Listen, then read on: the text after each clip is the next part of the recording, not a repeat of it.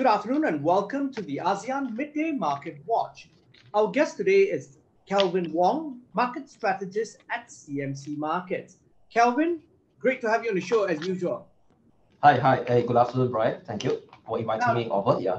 Now, Kelvin, before we speak to you and get your insights, let's take a look at how markets in the region are performing right now. We'll start close to home with the SGX, which is at 3,143.8. It's up 0.33%. Bursa Malaysia is down 0.14% at 1,613.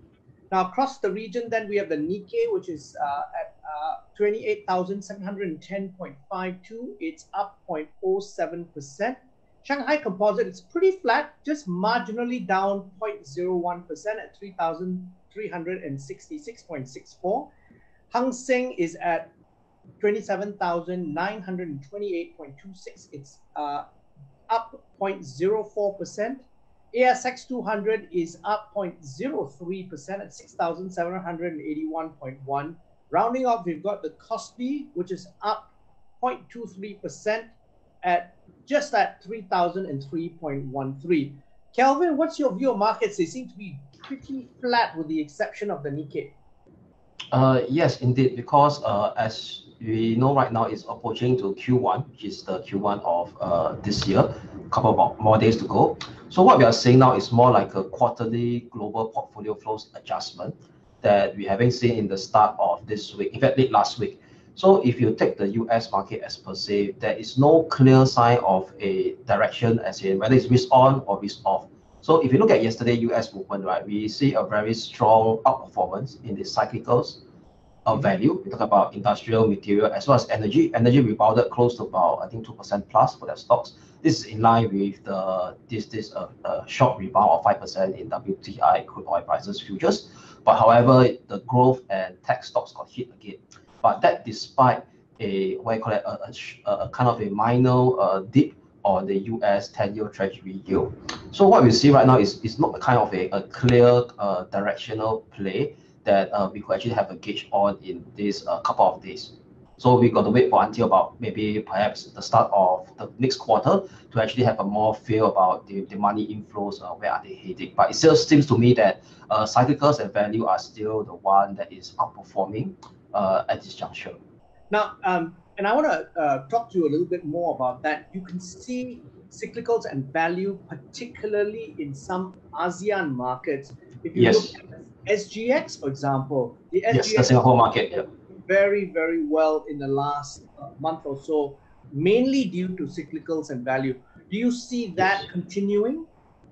Yes, definitely. Because one of the reasons this cyclical and value play, right, is actually primarily driven by what you call a pickup in global growth, global activity. So if you were to look at the flash PMI numbers, we talk about PMI numbers will be an indication of growth of manufacturing from the developed world yesterday. So we talk about Europe. Europe itself, right? Germany as a leading indicator is actually that it actually shows a flash figure of 66.6, which is up pretty up from February 60.7 and above consensus of 60.80.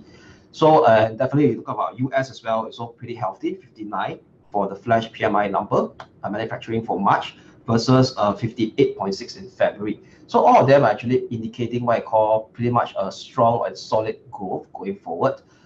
So nevertheless, right, the one that we are pretty concerned that everything will be off the cut for cyclical and value. Because about cyclical and value is more about this recovery, global recovery play. We've got about global borders reopen for visit, for business visit, and for tourism potentially.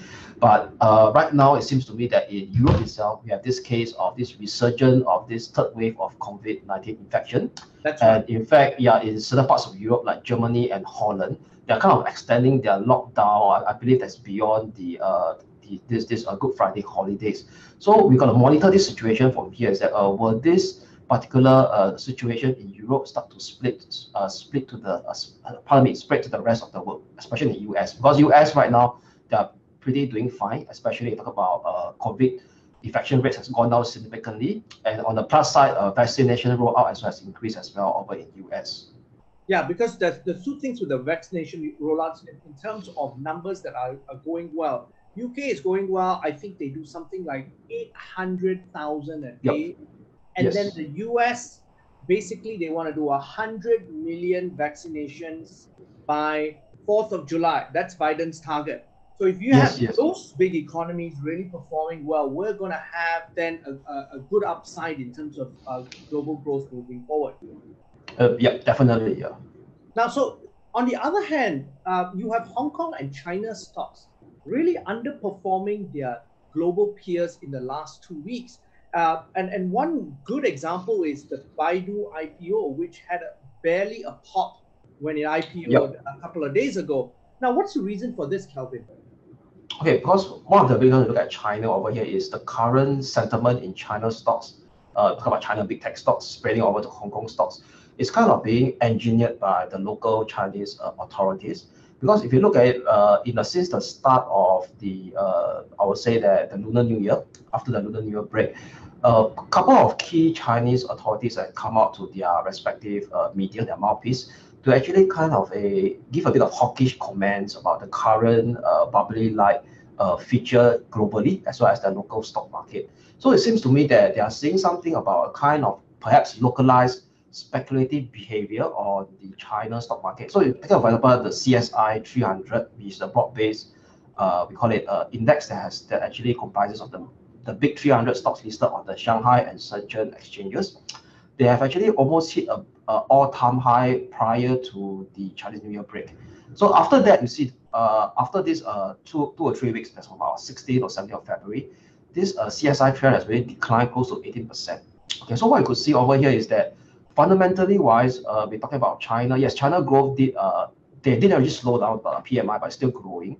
But it seems to be it's more driven by the authorities' hawkish guidance that they do not want to see a rampant rise in their localized stock market. So that caused really hit on this Chinese big tech stock. So what I'm observing right now, right, we talk about the Chinese, okay, let's say today news as well. If you look at today's latest news, there's this Chinese watchdog, that's kind of a regulator, I would say, that proposing that they will actually have a centralized governance to actually take control, oversee the data, I'll say the data from the China big tech. We're talking about data on their consumers' behavior, their consumer spending on Tencent, consumer spending on Alibaba. So they're having this kind of oversight in this to control the business practice of China's big tech stocks. So that actually created a kind of a sell-off this morning as well.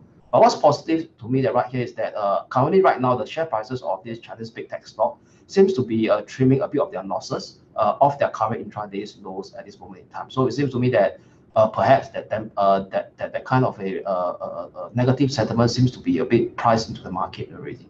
And that could be then accumulation opportunities. Yeah, precisely. So especially if you look at the CSI 300, it's now actually coming very close to the 4840 key support, which is the 200-day moving average, after falling close to 18% from the peak of February this year. Now, I want to move on to oil prices. And what's your view on the short and medium-term pricing for oil, given the sharp fall in the past couple of days? But then, of course, we've got this one-time event where the ship has run aground on the Suez Canal, leading to a spike, obviously. Yeah, definitely. Yeah, sure. Because you look at the crude oil price, right? Since the low of October last year, it has been rallied pretty sharply on the backdrop of optimism, talk about global growth coming back due to this vaccination rollout program, and hopefully COVID-19 cases start to decline. So what we see the last couple of days, like 3 or 4 days, that decline in the crude oil prices, the one is due to speculative behavior because of the last couple of months, we see a rampant, I would say, significant increase in net long position on the non-commercials, which is the speculators as per se, based on this exchange data from US, CME data. So what we see is a kind of a bit of unwinding of this kind of over-optimism on we call it a speculator's position, but definitely being reinforced by the recent negative news flows from Europe on the COVID-19 situation over there. So I'm looking at this medium-term support level for crude oil, which is very nicely is that if you look at yesterday price, actually bounced off very close to the 50-day moving average, which is coming at about the $57 per barrel. So I'm talking about WTI crude oil futures. So more or less, right, it seems to me that it may be sideways for a couple of weeks from now. We call it medium term. So I'm looking at between 66.60 and 57. So definitely for the bulls to have more hit, to have more reinforcement, it got to have a weekly close above this 66.60. Okay. Kelvin, as always, thank you very much for your insights. Thank you, Brian. Yeah. We've been speaking to Kelvin Wong, market strategist at CMC Markets on BizTech's ASEAN Midday Market Watch. I'm Brian Fernandez. Check out www.biztech.asia for business and technology conversation.